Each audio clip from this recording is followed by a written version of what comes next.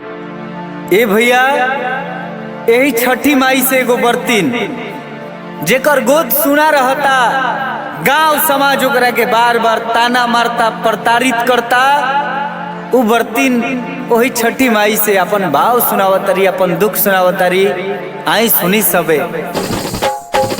भोज दना गोदिया हे छठी मैया, भोज दना गोदिया हे छठी मैया, हे छठी माई, भोज दना गोदिया हे छठी मैया, पूजब चरनिया तोहार।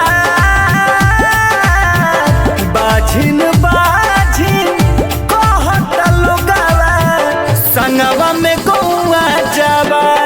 ए छठी माई, बाझिन बाझिन कहत लोगवा, संगवा में गौआ जावा।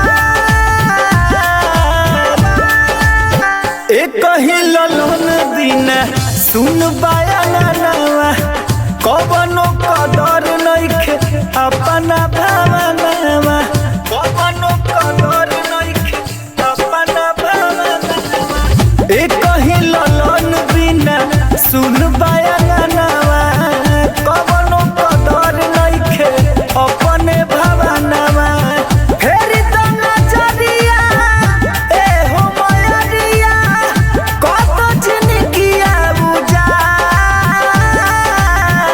बाझिन बाझिन कहत लोगवा, संगवा में गौआ जवार। ए छठी माई, बाझिन बाझिन कहत लोगवा, संगवा में गौआ जवार। करिले अरजिया हे छठी माई, कवना गुनाह के मिलल बा सजाई, कवना गुनाह के मिलल बा सजाई।